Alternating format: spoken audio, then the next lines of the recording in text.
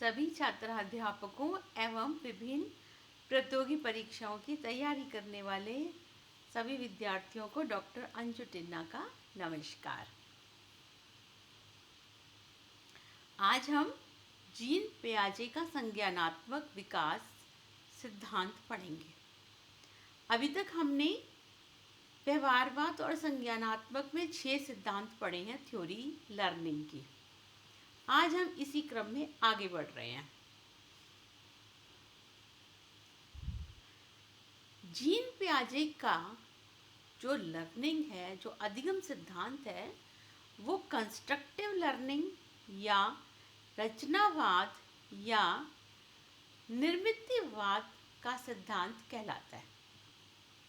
इसकी विशेषता क्या थी? ये अधिगम के सिद्धांतों का विकास करता है।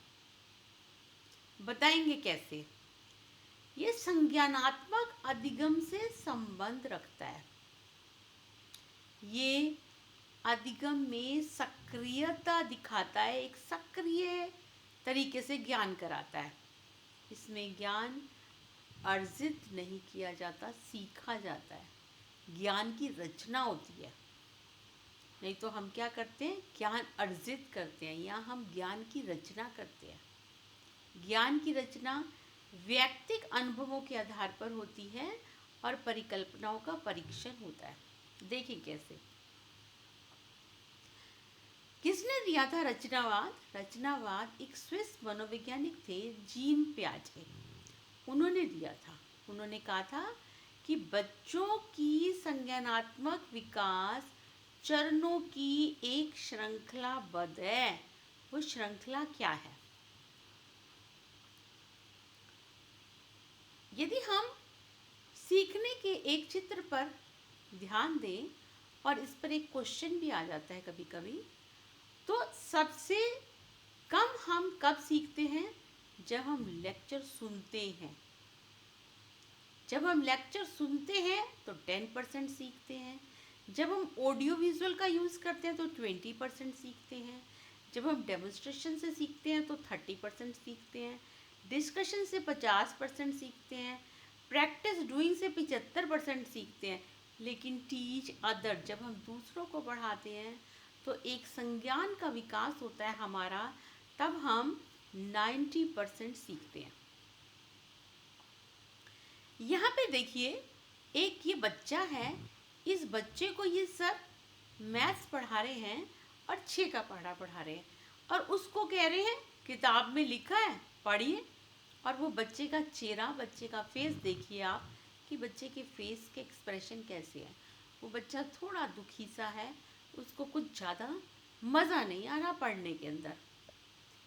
यहाँ देखिए, ये मैडम उसको डांट रही है कि आपको अभी तक समझ नहीं आ रहा है, आपको पहाड़े याद नहीं हुई हैं, आप ध्यान नहीं देते हो, आप ध्यान दीजिए। इस तरीके से ये मैडम डांट रही है और वो बच्ची में तनाव उत्पन्न हो रहा है। वो बच्चा कुछ भी नहीं सीख रहा है। अगले चित्र की तरफ चलते हैं। यहाँ ये मैडम क्या कर रही हैं? ये मैडम ने बच्चों को बिठा दिया और श्रोता बना दिया। खुद वहाँ पर बोले जा रही है और बच्चे क्या कर रहे हैं? बच्चे श्रोता बनकर के बैठे हैं और सुन रहे हैं। अगले चित्र की तरफ चलते हैं। यहाँ देखिए, इस बच्ची के चेहरे पे हंसी है, खुशी है, चेहरे में एकदम चमक है। क्यों? क्योंकि अब जो लर्निंग वो कर रही है वो अपनी मर्जी से कर रही है, अपने तरीके से कर रही है। यहाँ देखिए, यहाँ पे भी वही, जैसे बच्ची के चेहरे पे खुशी है, यहाँ भी खुशी है, लेकिन उस खुशी का वो आगे उपयोग कर रहे हैं कि ये ऐसा कैसे हो रहा है। वो सोच रहा है कि क्या हो रहा है, कैसे इसमें परिवर्तन हो रहा है। यानी उसके अंदर इंसाइट उत्पन्न होती जा रही है, संज्ञान का ज्ञान होता जा रहा है। तो हमारे यहाँ पर जो हमने ये चित्र देखा, इसके अंदर बच्चे की मानसिक क्रियाएं किसमें ज़्यादा थी? क्या यहाँ बच्चा मानसिक क्रियाओं का उपयोग कर पा रहा था? बिल्कुल नहीं। क्या यहाँ मानसिक क्रियाओं का उत्पन्न कर पा रहा था? बिल्कुल नहीं। उसको तनाव उत्पन्न हो गया था और उसकी मानसिक क्रियाएं उल्टा माइनस हो गई थी। क्या यहाँ मानसिक क्रियाओं का उत्पन्न कर पा रहा था? बिल्कुल नहीं। यहाँ पर भी वो अपनी मानसिक क्रियाओं का उपयोग नहीं कर पा रहा था। यहाँ देखें, यहाँ मानसिक क्रियाओं का उपयोग कर पा रहा था। यहाँ पे देखें, मानसिक क्रियाओं का उपयोग करता है और मानसिक क्रियाओं का उपयोग करके सोचता है अपना कि ये क्यों हो रहा है। तो सार कॉग्निशन क्या है? उन सारी मानसिक क्रियाओं से संबंध, जिसमें क्या क्या है? चिंतन है, समस्या है, भाषा संप्रेषण है और बहुत सारी मानसिक क्रियाएं हैं। यानी उसमें जानना है, ध्यान देना है, याद करना है, संकेत बनाना है, वर्ग बनाना है, योजना बनाना है, विवेचना बनाना है, समस्या हल करना है, सृजन करना है, कल्पना करना है। ये सारी चीज़ें किस में आती है? संज्ञान में आती है। यानी संज्ञान जब होगा तो सृजन होगा, कल्पना होगी, उसका खुद का चिंतन होगा। तो हमारे यहाँ पर जीन पियाजा कहते हैं कि सीखना एक सतत, सहज, निरंतर चलने वाली एक सामाजिक प्रक्रिया है, जिसमें सीखने वाला अपने वातावरण से परस्पर अंतः क्रिया करते हुए अनुभवों से स्वयं सीखता है। अनुभवों से स्वयं सीखता है, अनुभवों से खोजबीन करता है, सवाल पूछता है, करके देखता है और अपने अर्थ बनाता है। ये बच्चे की एक स्वाभाविक प्रकृति होती है। ये बच्चे की स्वाभाविक प्रकृति है। बच्चा देखिए, जब बच्चा छोटा सा बड़ा होता है, वो कितने सारे प्रश्न पूछता है। ये क्या है? इसको कैसे किया जा रहा है? ये क्यों हो रहा है? ये सारी चीज़ें उसके संज्ञान में आती है। अब रचनावाद का सिद्धांत क्या कहता है? जिसमें विद्यार्थी अपने ज्ञान की रचना, निर्माण वातावरण से अंतर करते हुए अपने अनुभवों से स्वयं सीखता है, तो वो रचनावाद है। टीचर फैसिलिटेटर है। यहाँ पर टीचर का काम क्या है? फैसिलिटेशन देना, उसको माहौल देना, उसका वातावरण निर्माण करना। लेकिन वो बच्चा उस वातावरण से अंतः क्रिया करे और अंतः क्रिया करके ज्ञान की रचना करे, वह रचनावाद है। रचनावाद को सीखने का प्राकृतिक या स्वाभाविक सिद्धांत कहें तो ज़्यादा सही होगा, क्योंकि इसमें बच्चा कैसे सीख रहा है? स्वाभाविक रूप से सीख रहा है, अपने आप से सीख रहा है, दूसरों के साथ जुड़कर सीख रहा है, उसकी खुद की समझ विकसित हो रही है और अपने इन्हीं अनुभवों के आधार पर वो अपना एक सृजन करता है, जिसको शिक्षा शास्त्र में रचनावाद कहा गया। रचनावाद बाल केंद्रित शिक्षा शास्त्र का मुख्य आधारभूत सिद्धांत है। इस अवस्था ने क्या क्या किया? देखिए, इस अवस्था ने बच्चों में अनुभव पैदा किया, बच्चों में जिज्ञासा पैदा करी, बच्चों में सक्रिय सहभागिता दी और बच्चों को केंद्र में रखकर पठन पाठन हेतु वातावरण तैयार किया गया। तो इसके अंदर कितनी चीज़ें थी? बच्चों का अनुभव था, बच्चों की जिज्ञासा थी, बच्चों की सक्रिय सहभागिता थी और बच्चों का केंद्रीय में रखकर पठन पाठन था और वातावरण था। अब आप सोच रहे होंगे बच्चों का अनुभव कैसे? कोई भी बच्चा बिना पहले प्री अनुभवों से नहीं होता है, उसका कोई न कोई हमेशा छोटा छोटा अनुभव होता है। और रचनावाद में वो क्या करता है? अपने प्री कॉन्सेप्चुअल अनुभव, जो उसके पहले के अनुभव हैं, उसमें वो उन्नति करता है। देखते हैं कैसे। बाल केंद्रित व्यवस्था में शिक्षक एक सुगमकर्ता के रूप में बच्चों को सिर्फ सामग्री देता है, सीखने की परिस्थितियां देता है, सीखने की परिस्थितियों को उपलब्ध कराता है, सतत और व्यापक मूल्यांकन करता है कि तुमने सही सीखा है या नहीं। यदि गलत सीखा है तो उसको सही तरीके पे लाता है और उसकी क्षमताओं के विकास के लिए अवसर उपलब्ध कराता है। तो देख लीजिए क्या क्या कर रहा है शिक्षक। शिक्षक सबसे पहला क्या है, सुगम करता है। दूसरा क्या है, वो उसको सामग्री उपलब्ध कराता है। तीसरा क्या है, सीखने की परिस्थितियां उपलब्ध कराता है। चौथा क्या है, निरंतर और व्यापक मूल्यांकन करता है। यदि उसने गलत सीखा है तो ऊपर वाली चीज़ों पे वापस ले जाता है। और फिर क्या करता है, क्षमताओं को विकास करने के अवसर उपलब्ध कराता है। ये रचनात्मकता में 5 काम शिक्षक के हैं रचनात्मक सिद्धांत में। इसमें एक और चीज़ है जो हमें ध्यान देने की है, प्रश्न पूछा भी जाता है। रचनात्मकता में बैंक के अनुसार, जैसे बैंक में क्या होता है, बैंक में अलग अलग जगह पर अलग अलग तरीके से सारी चीज़ें सजाई हुई होती हैं। वो कैसे सजाते हैं, जहाँ उसको इजी तरीके से निकाल सकें, उसको हम बैंकिंग मॉडल कहते हैं। तो ऐसे यहाँ पर छात्र क्या करता है, अपने दिमागी बैंक में, उसके दिमाग को क्या बोला गया है, दिमागी बैंक, उसमें वो जमा करता है अपनी नॉलेज, और उस नॉलेज का बार बार ज़रूरत पड़ने पर उसको निकालता है और उन तथ्यों में प्रोग्रेस करता है, उन तथ्यों में और चीज़ें जोड़ता चला जाता है। इसलिए रचनात्मकवाद को बैंकिंग मॉडल भी कहा जाता है। स्वतंत्रता के बाद में एक ये बहुत बड़ी इशू आया था कि हमारा जो शिक्षा है वो गुणवत्तापूर्वक कैसे बने। जब गुणवत्तापरक बनने के लिए बात आई थी तो आपने ये ध्यान दिया होगा, पढ़ा होगा, नहीं पढ़ा तो ये भी जरूर पढ़े। इसमें प्रश्न पूछा जाता है कि नई शिक्षा नीति किसने दी थी 1986 में, कोठारी आयोग ने, जो स्वतंत्रता प्राप्ति के बाद दी गई थी।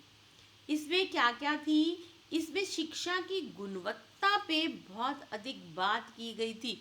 शिक्षा की गुणवत्ता क्यों, क्योंकि हमारे यहाँ पर क्या हो रहा था, बच्चों को बच्चों के मन के अनुसार कार्य नहीं करवाकर उसके अपने अनुसार हम कार्य करवाते थे।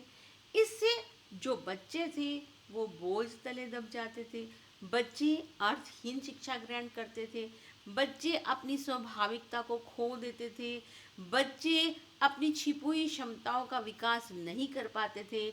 इसलिए हमारे सुनहरा भविष्य, देश का सुनहरा भविष्य उजागर नहीं हो सकता था। तो हमने किस पर बात करी, गुणवत्ता परक शिक्षा पे बात करी। ये गुणवत्ता परक शिक्षा सबसे पहले किसने दी थी, 1986 में कोठारी आयोग ने दी थी। इसको आप अलग से पूरा पढ़ें। रचनावाद, गुणवत्तापरक और सार्थक शिक्षा। रचनावाद का मतलब क्या हो गया, वो गुणवत्तापूर्वक है, वो सार्थक शिक्षा है, वह स्वाभाविक है, वह आनंदमयी है, जिसमें बच्चा अपना सर्वश्रेष्ठ विकास स्वयं करता है, वास्तविक जीवन में अपने ज्ञान का सही मायनों में प्रयोग करते हुए कुशलतापूर्वक जीवन यापन करता है। यानी वो बोझ तले नहीं दबा हुआ, यानी वो भार तले नहीं दबा हुआ, यानी वो अर्थहीन शिक्षा ग्रहण नहीं कर रहा है, यानी वो बिना मन के अस्वाभाविक शिक्षा नहीं ग्रहण कर रहा है, वो स्वाभाविक तरीके से सीख रहा है, वो अपने अंदर छिपी हुई क्षमताओं को उजागर कर रहा है ना। ये सारी की सारी चीज़ें किस में आ रही है, रचनावाद में, जो गुणवत्तापरक है, जो सार्थक शिक्षा का स्वाभाविक और आनंदमयी सिद्धांत है। शिक्षा व्यवस्था को वास्तविक सरोकार बच्चों के सार्थक अनुभव देने वाली शिक्षा प्रदान करने का है, जिसमें वे अपने अनुभवों से उसे यथार्थ और व्यवहारिक ज्ञान का सृजन करें और उसे कुशलतापूर्वक जीवन यापन करने योग्य बनाएं। ये सारी की सारी बातें किस में आ रही हैं, रचनावाद में आ रही है। अब रचनावाद का एक ये बेसिक छोटा सा प्रिंसिपल है जो आप इस चित्र में देख रहे हैं। क्या है, सबसे पहले वो एसिमिलेशन करता है, इक्विलिब्रेशन कर रहा है, फिर वो नई सिचुएशन में जा रहा है, डिसइक्विलिब्रियम कर रहा है, एकोमोडेशन कर रहा है। कैसे, इसको मैं आपको छोटे से उदाहरण से समझा रही हूँ। जैसे बच्चे को हमने बताया कि गली में जो घूम रहा है वो कुत्ता है, वो कुत्ता है। उसने बच्चे ने देखा इसके 4 टांगे हैं, इसकी पूंछ है, 2 आँख है, नाक है, इस तरीके का शरीर है छोटा सा, जो कि कुत्ते का है। उसने इसको क्या कर लिया, आत्मसात कर लिया, एसिमिलेट कर लिया, अपने आप को उसके साथ में इक्विलिब्रेट कर लिया। एसिमिलेट कर लिया मतलब उसके साथ में एक इक्विलिब्रेशन बिठा लिया कि ऐसा कोई चित्र आए तो वो कुत्ते का है। ठीक है, अब उसके सामने एक नई सिचुएशन आई। क्या सिचुएशन आई? उसके सामने 4 पैरों वाला एक जानवर आया, उसी आकार का आया, छोटी सी पूंछ वाला आया, 2 आंखों वाला आया। उसको लगा ये भी कुत्ता है, तो उसके बहन भाइयों ने बोला अरे नहीं, ये कुत्ता नहीं है, ये बिल्ली है। तो उसके सामने नई सिचुएशन आई। नई सिचुएशन आते ही वो क्या करेगा, उसके साथ में डिसइक्विलिब्रेट हो जाएगा, उसके साथ में इक्विलिब्रेशन में बाहर हो जाएगा कि मैं तो इसको कुत्ता समझ रहा था। वो अपने दिमाग में जो उसने आत्मसात कर रखा था उसके साथ में डिसइक्विलिब्रियम हो जाएगा। फिर क्या करेगा, दोनों के अंदर अंतर देखेगा, दोनों की आवाज़ों में अंतर देखेगा, दोनों के शरीर में अंतर देखेगा और उसके साथ में एकोमोडेट करेगा। दिस इज रचनावाद। की रचनावाद में पहले एसिमिलेशन, इक्विलिब्रेशन, फिर न्यू सिचुएशन, डिसइक्विलिब्रेशन और एकोमोडेशन। अब हम देखते हैं कि ये जो प्रक्रियाएं हैं, ये तो हमने कह दिया कि ये प्रक्रियाएं होंगी। अब ये प्रक्रियाएं जो हो रही हैं वो किन किन से और कैसे जुड़ी हुई है, इन पर चलते हैं। चलिए, सबसे पहली चीज यदि हमें इसको देखना है तो इसमें एक नाम आएगा, स्कीमाटा। स्कीमाटा, स्कीमाटा किसको कह रहे हैं? जो हमने अनुभव या व्यवहार को संगठित करने की ज्ञानात्मक संरचना जो मैंने मेरे दिमाग में बिठा रखी है। मेरे दिमाग में मैंने एक ज्ञानात्मक संरचना बिठाई है, वो मैंने कैसे बिठाई है? या तो अपने अनुभव से बिठाई है या अपने व्यवहार को संगठित करके बिठाई है, उसको हम कहते हैं स्कीमाटा। जैसे बच्चा जब पैदा होता है उसको पहले मदर का दूध चूसने को मिलता है, तो वो बाहरी दुनिया से भी यही सोचता है कि यहाँ भी मुझे चूसना ही है, इसलिए उसके हाथ में जो चीज आती है वो उसको चूसना शुरू कर देता है। इस स्कीमाटा के अंदर परिवर्तन जल्दी जल्दी होता है। कब? जब उसको समस्या मिलती है, तो समस्या समाधान के कारण से वो अपनी मानसिक संक्रियाएं अपनाता है और अपने मानसिक संक्रियाओं के साथ में उसके अंदर परिवर्तन करता है। तो स्कीमाटा क्या है बच्चों? स्कीमाटा अनुभव और व्यवहार को संगठित करके ज्ञानात्मक संरचना जो बनाई गई है उसको स्कीमाटा कहते हैं। क्वेश्चन पूछा जाता है, कृपया ध्यान दें। अब संगठन क्या है? ऊपर ऊपर अपन ने 2 शब्द कहे, एक अपन ने कहा अनुभव, फिर अपन ने कहा व्यवहार और फिर हमने कह दिया संगठन। तो संगठन क्या है? आफ्टर ऑल संगठन क्या है? संगठन से तात्पर्य है प्रत्यक्षीकृत बौद्धिक सूचनाओं के सही तरीके से बौद्धिक संरचनाओं में व्यवस्थित करना, जो कि बाह्य वातावरण के साथ समायोजित करने में उसके कार्यों को संगठित करती है। व्यक्ति के पास में जो भी कोई सूचनाएं आती है, जो भी कोई नई सूचनाएं आती है और जो पूर्व में निर्मित जो सूचनाएं होती है, उस नई सूचनाओं को पूर्व निर्मित सूचनाओं के साथ में वो जोड़ता है। तो जोड़ेगा तो क्या करेगा? बौद्धिक संरचनाओं को उपयोग करेगा, बौद्धिक व्यवस्था करेगा, बाह्य वातावरण के साथ समायोजन करेगा, उसको हम क्या कहते हैं? संगठन। ठीक है, इसके बाद में आता है अडेप्टेशन। पियाजे ने कहा कि 2 जो बालक है वो बाहरी वातावरण के साथ समायोजन करने के लिए हमेशा कोशिश करेगा। और अनुकूलन क्या है? बाहरी वातावरण के साथ बाहरी वातावरण के साथ अपना समायोजन, बाहरी वातावरण के साथ में रहना, बाहरी वातावरण के अनुसार जीना, ये क्या है? अनुकूलन है। तो वो कहते हैं कि अनुकूलन में दो प्रक्रियाएं शामिल होती हैं। कौन कौन सी? आत्मसातीकरण और समाविशिष्टीकरण। फिर से सुने, अनुकूलन क्या है? बाहरी वातावरण के साथ समायोजन। जो हम बच्चे थे ना, जब से पढ़ते आ रहे हैं अनुकूलन, है ना। डेजर्ट में प्लांट्स का अनुकूलन होता है तो उसकी पत्तियां मोटी होती हैं। फिश की स्किन जो है वो बहुत पतली होती है क्योंकि वो पानी में रहती है, तो उसके उस हिसाब से फिशेस की स्किन होती है। उसके ऊपर स्केल्स बने हुए होते हैं जो उसको थिकनेस देते हैं। तो ये क्या है? अडेप्टेशन होता है अपने अलग अलग तरीके का, है ना। तो ये जो अडेप्टेशन आता है, ये समायोजन उनके साथ में नहीं आता, ये समायोजन सभी के साथ में आता है। ये हमारी एक जन्मजात प्रवृत्ति होती है कि हमें अडॉप्ट करना है, और अडेप्टेशन में ही फायदा होता है, चाहे हमारा सांस्कृतिक है, चाहे हमारा सामाजिक है, चाहे हमारा मानसिक है। इसमें दो प्रकार की प्रक्रियाएं मानी जा रही हैं, एक तो आत्मसातीकरण और एक समाविशिष्टीकरण। अब ये क्या है?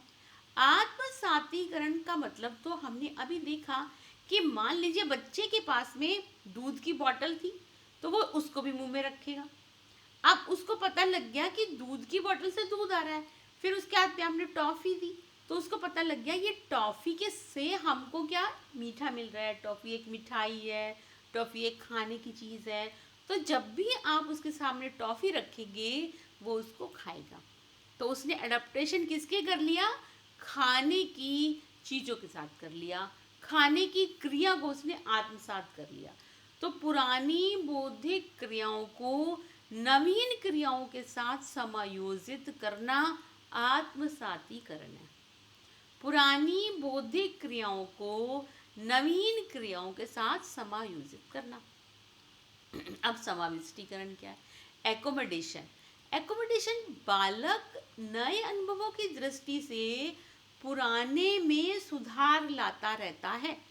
मेरे पास में कुछ चीज़ें समझी हुई है मैंने, जैसे मुझे पता था कि टॉफ़ी मीठी है, टॉफ़ी खाने की चीज़ है।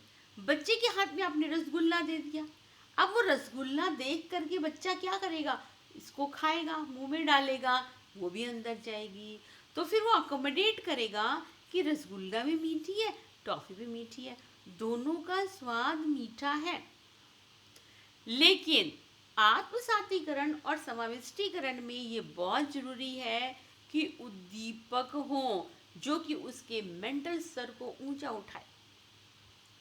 इक्विलिब्रेशन, ऊपर अपन ने आया था इक्विलिब्रेशन, आत्मसातीकरण करता है वो इक्विलिब्रेशन के साथ में, जिसके द्वारा बालक आत्मसातीकरण और समाविष्टीकरण के बीच में संतुलन स्थापित करता है। पियाजे के अनुसार अगर किसी बालक के सामने कोई समस्या आती है जिसका पूर्व अनुभव नहीं था, तो वह पूर्व अनुभूति के साथ में आत्मसात करता है। फिर भी समस्या का हल नहीं होता है तो वह फिर उसका रूपांतरण करता है। मतलब जब तक उसको समस्या का हल नहीं मिल जाता वो दोनों काम करता रहता है और दोनों प्रक्रियाएं करता रहता है। तो वो स्टेज जब तक कि वो इक्विलिब्रेशन की स्टेज में नहीं आ जाती, जब तक वो क्रिया होती है। और इक्विलिब्रेशन हो गया, इसका मतलब वो दोनों प्रक्रियाएं खत्म हो चुकी हैं और आगे का कार्य शुरू हो चुका है। कंजर्वेशन, पियाजे कहते हैं कि वातावरण में परिवर्तन, स्थिरता को समझने और वस्तु के रंग रूप में परिवर्तन, उसके तत्व में परिवर्तन करने के अंतर करने की प्रक्रिया है कंजर्वेशन। दोबारा एक और शब्द से सुनते हैं, बालक में एक और तो वातावरण में परिवर्तन है और स्थिरता में अंतर करने की क्षमता है, दूसरी ओर वस्तु के रंग रूप में परिवर्तन और उसके तत्व में परिवर्तन करने की क्षमता है। अर्थात जो बालक है ना, वो क्या कर रहा है? वातावरण, परिवर्तन और स्थिरता में अंतर करने की क्षमता को उजागर कर रहा है। अब वो वातावरण और उसके परिवर्तन में जो हो रहा है, उससे वस्तु के रंग रूप में भी परिवर्तन हो रहा है, उसके तत्व में परिवर्तन के बीच में जो अंतर है उसकी क्षमता को हम संरक्षण कहते हैं।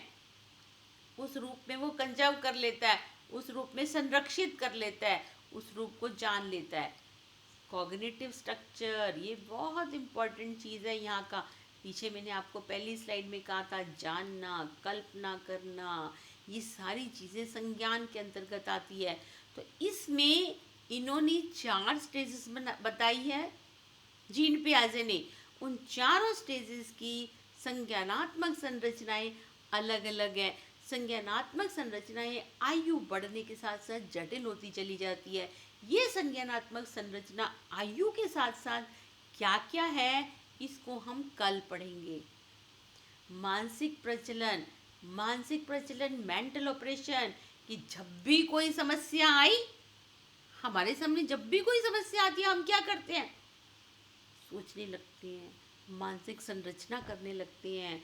यदि हमसे नहीं हो रहा तो वो हमारे चेहरे पे आने लगता है और हमारे दोस्त, मित्र, भाई, बहन, माँ बाप पूछने लगते हैं क्यों परेशान है। उस वक्त हमारे दिमाग में क्या चल रहा होता है, मानसिक सक्रियता चल रही होती है, मानसिक संरचना चल रही होती है। तो मानसिक संक्रिया समस्या समाधान को करने का एक शुरुआत है, समस्या समाधान करने की एक शुरुआत है। स्कीम, देखिए जब भी आपके सामने कोई बात आई, आप क्या करते हो, मेंटल ऑपरेशन करते हो, मानसिक प्रचलन करते हो, लेकिन करते क्या हो, एक स्कीम लगाते हो। आपकी तो ये स्कीम लगाए तो ऐसा हो जाए, ये स्कीम लगाए तो ये हो जाए, इस स्कीम से हम इसको पा सकते हैं। तो पियाजे ने भी ऐसे ही बोला है। पियाजे ने कहा है कि यह संप्रत्यय वास्तव में मानसिक प्रचलन संप्रत्यय को बाह्य रूप में होता है। मानसिक प्रचलन बाह्य रूप से अभिव्यक्त होता है। इस अभिव्यक्ति रूप को हम स्कीम्स कहते हैं। स्कीमा, स्कीम से बना स्कीमा। स्कीमा में भी मानसिक संरचना है। अब ये मानसिक संरचना क्या है, सामान्यीकरण है। सामान्यीकरण है। यह संप्रत्यय वस्तुतः संज्ञानात्मक संरचना और मानसिक प्रचलन के संप्रत्ययों से गहरे रूप से संबंधित है। स्कीम और स्कीमा में थोड़ा सा एक अंतर देख लेते हैं क्या है। किसी काम को करने के अलग अलग तरीके हैं। जब बच्चे को भूख लगती है तो बच्चा रोता है, क्योंकि उसको पता है कि उसको रोने से दूध मिलेगा। ठीक है, ये चीज हो गई उसके मानस में। स्कीम लगा रहा है वो, कैसे मैं दूध को मिलूं, कैसे मैं किसी चीज को हासिल करूं।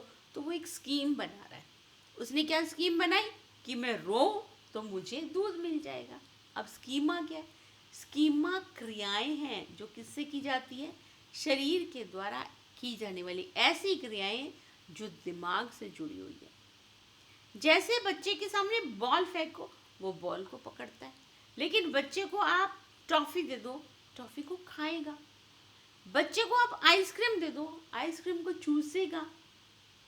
तो ये चीज स्कीमा है, जिसमें मानसिक क्रियाएं इन्वॉल्व है, वो स्कीमा है।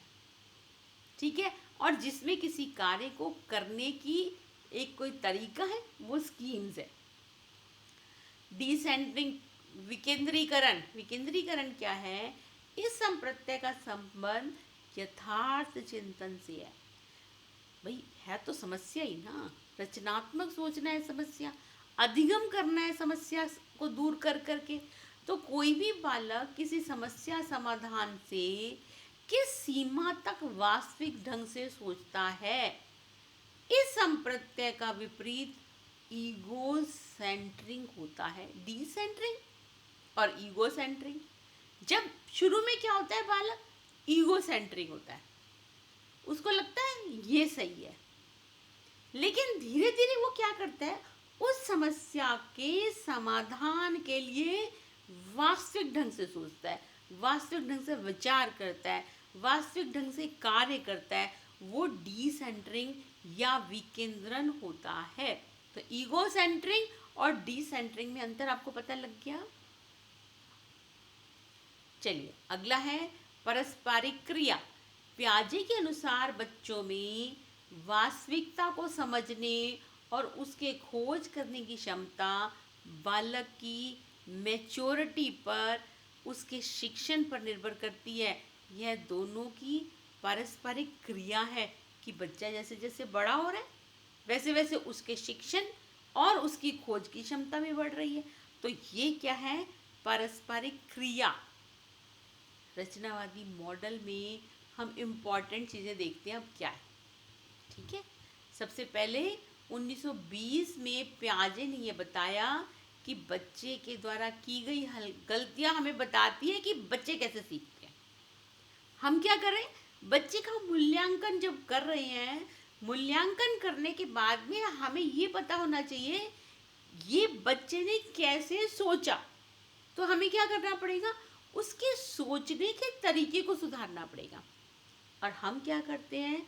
हमारे मूल्यांकन में कहीं ना कहीं कमी ला देते हैं, तो बच्चा अपनी सोच का विकास नहीं करके उसमें सुधार करने की कोशिश करने लगता है। तो हमें क्या करना है? उसके सोच को विकास करना है। सीखने का यह नज़रिया सीखने वाले को सीखने की प्रक्रिया में एक सक्रिय कर्ता मानता है, इसलिए रचनावादी मॉडल है। बच्चा क्या कर रहा है? सक्रिय करता है। किस में सक्रिय करता है? सीखने का सक्रिय करता है, इसलिए हमने इसको क्या कहा है? रचनावादी मॉडल। बच्चे कैसे सीख रहे हैं? आसपास की दुनिया के साथ में, लोगों के साथ में संपर्क बनाकर अपनी समझ बनाते हैं और इससे वो अपनी विभिन्न पहलुओं पर सोचने को प्रेरित होते हैं। इसलिए इसके रचनावादी मॉडल का ये तीसरा इम्पोर्टेंट बात थी। चौथा, कुछ न कुछ हमेशा हम सीखते रहते हैं, कभी भी हम व्यर्थ नहीं जाता है सोचना। कोई भी चीज़ है, हम कभी भी बैठे हैं, यदि हम पॉजिटिव सोच रहे हैं तो वह व्यर्थ नहीं जाती है। हम कोई ना कोई अच्छे कार्य को करने के लिए सोच रहे हैं। एक शिक्षक होने के नाते हमारा व्यवहार यदि रचनावाद में है तो हम अपने मन में किसी अवधारणा की तस्वीर कैसे बनाते हैं, अवधारणा की तस्वीर हम कैसे बनाते हैं, ये भी हम पे निर्भर करता है। हमें सिखाना है। किसको सिखाना है? बच्चे को सिखाना है। तो हमारा काम क्या है? फैसिलिटेटर है, पढ़ाना नहीं, फैसिलिटेट करना है। हमें उसको चारों तरफ वातावरण देना है, माहौल देना है, सीखने के तरीके बताने हैं, तो वो बच्चा अपने आप सीख जाएगा। जैसे वो जोड़ना सीख रहे हैं, तो आप क्या करें? बहुत सारी चीज़ों की ढेरियाँ रख दें, बीजों की ढेरियाँ, पत्थरों की ढेरियाँ, हमारी दालों की ढेरियाँ, फिर हमारे जो कोई बॉल्स हैं उनकी ढेरियाँ, कोई तिनकों की ढेरियाँ, ऐसे हम अलग अलग ढेरियाँ रख दें। अब बच्चा क्या करेगा? एक ही ढेरी से बोर हो सकता है, इसलिए अलग अलग ढेरी से अलग अलग तरीके से वो जोड़ेगा। इसको हमने उसने क्या कहा? स्कीम। और फिर मानसिक प्रक्रिया जहाँ निकाल रहा है, जहाँ लगा रहा है, उसको स्कीमा कहा। इन सब के लिए ये क्या कर रहा है? हमने ऊपर वाली स्लाइड में देखा था, वो एसिमिलेशन करेगा। कैसे एसिमिलेशन करेगा? उसको आत्मसात किया हुआ है, उसके साथ इक्विलिब्रेट है, फिर उसके सामने नई सिचुएशन आएगी, वो नई सिचुएशन में क्या करेगा? डी इक्विलिब्रेट करेगा। डी इक्विलिब्रेट करेगा तो क्या करेगा? फिर नई सिचुएशन को देखेगा, उसके साथ अकोमोडेट करेगा। यदि उसमें विस्तार करना होगा तो विस्तार करेगा और अपने नए विचार बनाएगा और नया रचना बनाएगा जो उसके दिमाग में बैठ जाएगी। सीखने और सिखाने की क्रिया पाठ्य पुस्तक पर नहीं रह जानी चाहिए। बच्चों को जो मौके हम दें उस पर निर्भर करनी चाहिए। हम सिर्फ पाठ्य पुस्तक में 2 और 2 जोड़ दें, 4 और 4 जोड़ दें, या हमने पाठ्य पुस्तक में पढ़ा दिया प्रकाश संश्लेषण कैसे होता है, तो वो हमारा रचनात्मक नहीं होगा। रचनात्मक के लिए बच्चे को मौका देना पड़ेगा। बच्चे को ज्ञान निर्माण, स्वयं ज्ञान निर्माण करने का तरीका बताना पड़ेगा। तो पाठ्य पुस्तक से ये संभव नहीं है। मूल्यांकन में हमें ऐसी विधियों को विकसित करना पड़ेगा जो सीखने को बढ़ावा दे, जो फीडबैक तो दे, लेकिन फीडबैक के साथ प्लानिंग दे कि हमें इसमें और कैसे विस्तार करना है। एकोमोडेशन में हमारी कुछ प्रॉब्लम है, तो वापस डी इक्विलिब्रेट करो और वापस एकोमोडेशन करें, इसके लिए हमें सोचना पड़ेगा। तो शिक्षक की भूमिका यहाँ पे ज्ञाता नहीं है, यहाँ पे शिक्षक की भूमिका क्या है? मार्गदर्शन है। रचनात्मकवादिता खोजबीन की भावना को प्रोत्साहित करता है। पैटर्न खोजना, व्यापीकरण करना, बड़ा बिग बिग बड़ा बड़ा उसके साथ में जोड़ते जाओ और प्रोत्साहित करने को बताता है। ये भी कहता है, ये आकलन करता है कि कितना सीखा है, कैसे सीखा है और कितना सीखना है और कैसे और अधिक सीखा जा सकता है, इसके बारे में हमें इम्पोर्टेंट बात बताता है। इसकी विशेषताएं क्या क्या है? रचनावाद अधिगम के सिद्धांतों का विकास करता है। रचनावाद का दृष्टिकोण कैसा है? संज्ञानात्मक अधिगम से संबंध रखता है। ये इसके अनुसार अधिगम एक सक्रिय प्रक्रिया है जहाँ ज्ञान की रचना होती है, अर्जित नहीं किया जाता। यह ज्ञान की रचना कैसे होती है? यह व्यक्तिक अनुभवों के आधार पर होती है, अपनी परिकल्पनाओं की परीक्षणों के आधार पर होती है। हमारे एक जैनसन शिक्षाविद आए, जैनसन ने 1994 में अधिगम वातावरण के लिए कुछ विशेषताएं बताई। वो क्या है? रचनावादी अधिगम वातावरण वास्तविकता के बहुत से वर्णन प्रस्तुत करता है। मतलब वो रचनावाद के फेवर में थे। वो कहते हैं बहुगणित वर्णन सरलता को समाप्त करता है और वास्तविक जगत को जटिल बना देता है। रचनावादी अधिगम वातावरण रचना पर बल देता है। रचनावादी अधिगम सार्थक संदर्भ प्रामाणिक कार्यों पर बल देता है और संदर्भ रहित अमूर्त अनुदेशनों को ध्यान देने के लिए कहता है। रचनावादी यदि हमें विकास करना है, रचनावाद का हमारा जो विकास होगा उसमें शिक्षक को क्या क्या ध्यान रखना है? शिक्षक को बहुत कुछ ध्यान रखना पड़ता है, क्योंकि शिक्षक यहाँ फैसिलिटेटर है, ज्ञाता नहीं है, है ना। तो सबसे पहली चीज मौलिकता। क्या है सबसे पहली चीज? मौलिकता।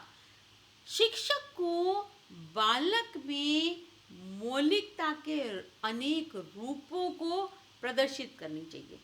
उसमें संवेदनशीलता होनी चाहिए, उसमें तथ्य होना चाहिए, तथ्यों से परे सोची हुई व्यक्ति चीज़ें होनी चाहिए, व्यक्ति विशेष से संबंधित होनी चाहिए, इस तरीके के उसको अवसर देने चाहिए। दूसरा कहता है कि स्वयं स्वतंत्र निर्णय शक्ति। वो बालक को छोड़ दे कि ये समस्या, इस समस्या का हल ढूंढो, अपने निर्णय से ढूंढो और अपने निर्णय से ढूंढ करके अपने पड़ोस वाले व्यक्ति से डिस्कस करो, उसके सुझावों को भी स्वीकार करो, उसके सुझावों को भी बताओ, आप अपने सुझाव भी बताएं। स्वतंत्र निर्णय शक्ति होनी चाहिए। उत्सुकता, बालक में उत्सुकता डेवलप करनी बहुत जरूरी है शिक्षक के द्वारा। यदि यहाँ पर बालक में उत्सुकता नहीं है ना, तो रचनात्मकवाद खत्म हो जाता है, तो ये कार्य नहीं करेगा। स्वायत्तता, बालक में स्वायत्तता, अपनी प्रभुसत्ता से बहुत लगाव होता है। अपने जब उसके ऊपर उत्तरदायित्व आ जाएगा ना कि ये कार्य मुझे करना है, ये लक्ष्य मुझे प्राप्त करना है, ये मुझे आना चाहिए, तो वो उसमें बेचैनी पैदा कर देगी। और जब बेचैनी पैदा कर देगी तो उसमें अपने आप स्वायत्तता के अवसर आ जाएंगे। नवीन ज्ञान रचना हेतु कक्षागत क्रियाएं क्या क्या हो? एक तो विश्वास की भूमिका। बालक के साथ में हमारे को ऐसी क्रियाएं करनी पड़ेगी, ऐसा संबंध स्थापित करना पड़ेगा जो वहाँ पे ज्ञान का अर्जन हो रहा है उस वक्त की परिस्थितियां ऐसी होंगी कि उसमें विश्वास हो। मन तरंग की भूमिका, मन तरंग की भूमिका जैसे कि कहानियाँ, कविताएं, कल्पना, बहुत सारी ऐसी चीज़ें हैं जहाँ पे मन तरंग की भूमिका होगी। सृजनात्मक अभिव्यक्ति। फिर क्या है? सृजनात्मक अभिव्यक्ति।